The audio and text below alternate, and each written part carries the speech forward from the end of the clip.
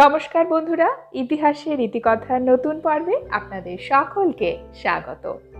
বন্ধুরা, আজকের পর্বে আমরা জানব প্রদোষ ব্রত কাকে বলে, প্রদোষ ব্রতের নামকরণ এবং এই ব্রত কিভাবে উৎপত্তি হয়েছে।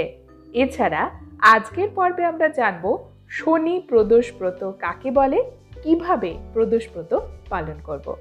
ভিডিওটি অবশ্যই শেষ পর্যন্ত দেখতে থাকুন, রয়েছে অনেক তথ্য আপনাদের জন্য।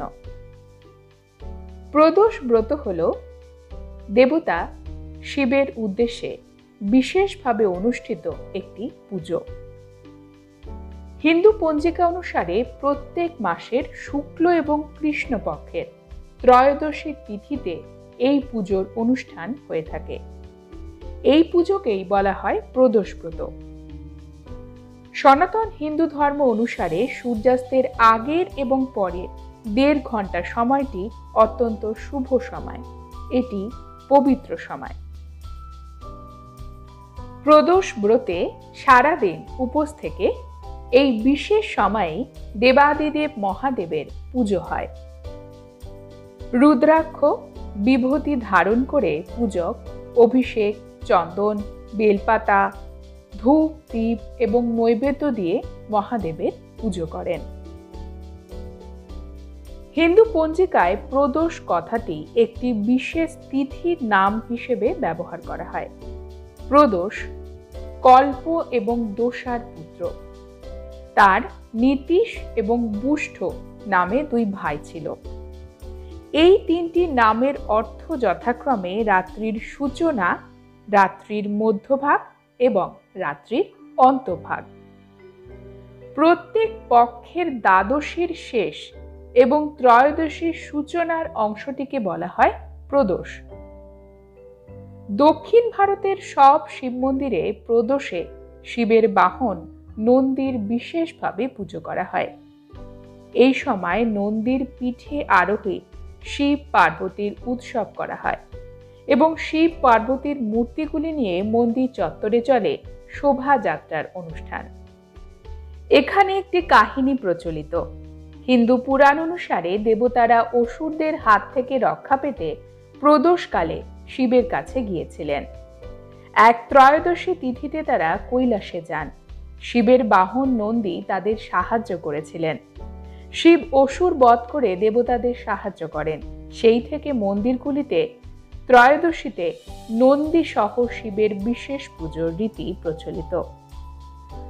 এখন আমরা জানব শনি প্রদোষ ব্রত কি। এই প্রদোষ তিথিটি যখন শনিবারে পড়ে সেটিকে বলা হয় বিশেষ দিন এবং ভারতবর্ষের মধ্যপ্রদেশ রাজ্যের উজ্জয়িনীতে মহাকালেশ্বর জ্যোতির্লিঙ্গ মন্দিরে শনি প্রদোষ ব্রতের বিশেষভাবে উদযাপন হয়। একটি গল্প প্রচলিত।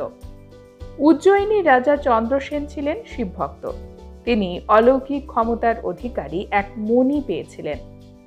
চন্দ্রসেনের শত্রু রাজা রিপুদমন এবং রাজা সিংহাদিত্য ওই মণির লোভে উজ্জয়িনী আক্রমণ করেন।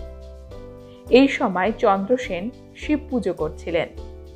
শ্রীখর নামে এক কৃষক পুত্র রাজার মুখের শিবের নাম শুনে তার কাছে আসেন, কিন্তু রাজরক্ষীরা তাকে সরিয়ে দেন।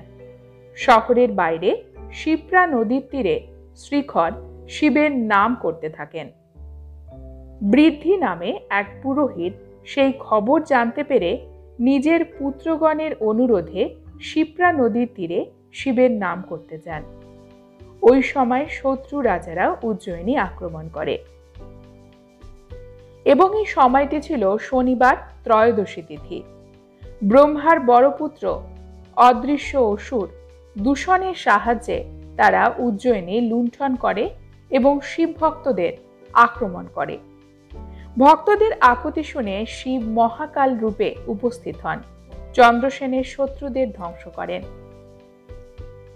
শ্রীখর এবং বৃদ্ধির অনুরোধে দেবাদিদেব মহাদেব শিব উজ্জয়িনীতে প্রধান দেবতারূপে অবস্থান করতে সম্মত হলেন। সেই থেকে মহাকালেশ্বর জ্যোতির্লিঙ্গ রূপে শিব এবং পার্বতী উজ্জয়িনীতে অবস্থান করছেন। সনাতন হিন্দুরা বিশ্বাস করেন শনি প্রদোষ ব্রত করলে শিব ভক্তরা মৃত্যু ভয় এবং রোগ ব্যাধির হাত থেকে মুক্তি পান। তার সাথে প্রচুর ধন সম্পত্তি এবং জীবনে সমৃদ্ধি ও শান্তি লাভ করতে পারেন। বন্ধুরা, আজকের পর্ব এই পর্যন্তই। পরবর্তী পর্বে নতুন একটি বিষয় নিয়ে আপনাদের সঙ্গে কথা হবে। ততক্ষণ সকলে সুস্থ থাকুন, ভালো থাকুন এবং পুরো ভিডিওটি দেখার জন্য আপনাদের অসংখ্য অসংখ্য ধন্যবাদ।